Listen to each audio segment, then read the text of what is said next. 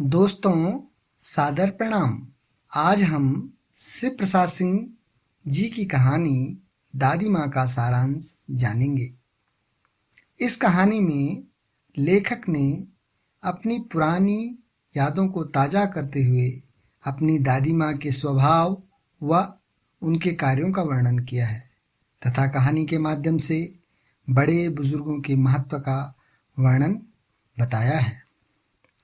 लेखक अब प्रौढ़ावस्था में है और इस कहानी में वह अपने बचपन व किशोर अवस्था के उन किस्सों को याद करता है जो उसकी दादी माँ से जुड़े हैं। दरअसल यह कहानी फ्लैशबैक में चलती है। लेखक को उसके बड़े भाई किशन का पत्र प्राप्त होता है कि उनकी प्यारी दादी माँ अब इस दुनिया में नहीं रही। यह समाचार सुनकर लेखक का मन उदास हो जाता है और वह अपनी पुरानी यादों में खो जाता है। लेखक सोचता है, अब तक उन्होंने बहुत तरह के सुख दुख देखे थे, परंतु जरा सी कठिनाई पड़ते ही मन अनमना हो जाता था। मित्र उसके आगे तो उसके साथ होने का दिखावा करते थे, परंतु पीठ पीछे उनको कमजोर कहकर मजाक उड़ाते थे। ऐसे समय में लेखक को अपनी दादी माँ की बहुत याद आती थी। लेखक की दादी ममता, स्नेह, दया की मूर्ति थी। बचपन में लेखक को बरसात के दिनों में गंध भरे जल में कूदना अच्छा लगता था, जिससे एक बार उसे बुखार आ गया था। उस समय उसे बीमार पड़ना भी अच्छा लगता था। बीमारी में उसे दिन भर नींबू और साबु मिलता था, परंतु इस बार जो बुखार चढ़ा था वह उतरने का नाम ही नहीं ले रहा था।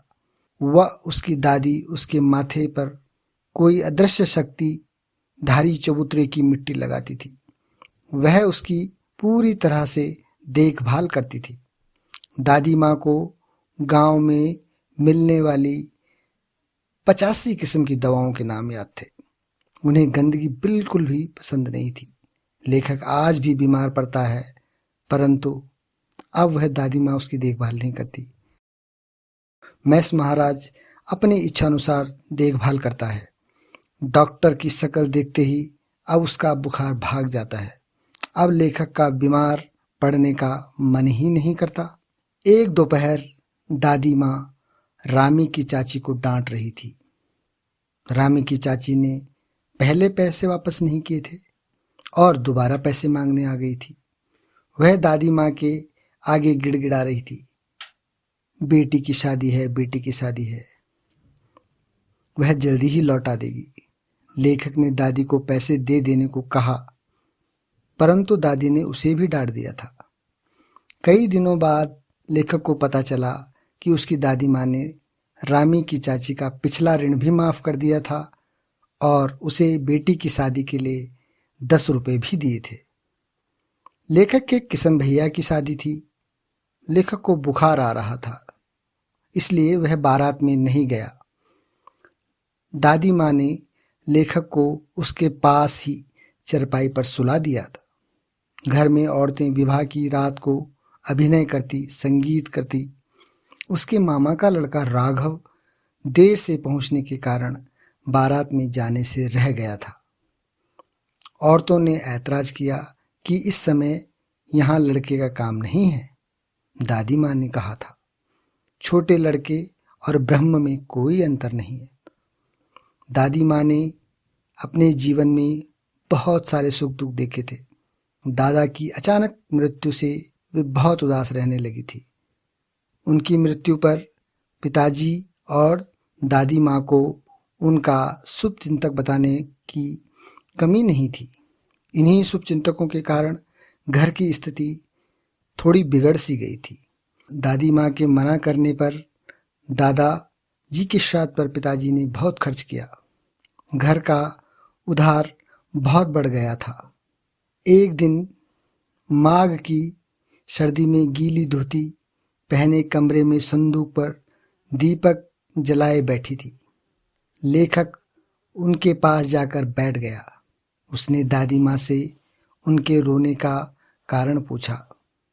दादी माँ ने उसे टाल दिया, अपना दुख नहीं बताया। अगली सुबह लेखक ने देखा कि उसके पिताजी और किशन भैया दुखी मन से कुछ सोच रहे थे।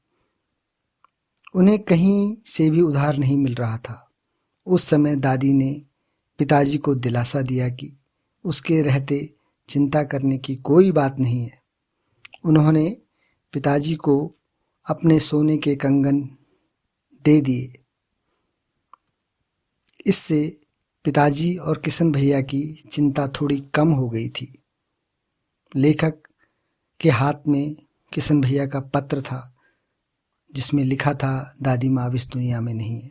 दोस्तों, ये सारी कहानी लेखक की यादों पर आधारित है। आशा है आपने शिव प्रसाद सिंह जी की कहानी दादी माँ के सारांश को जाना व समझा होगा। धन्यवाद।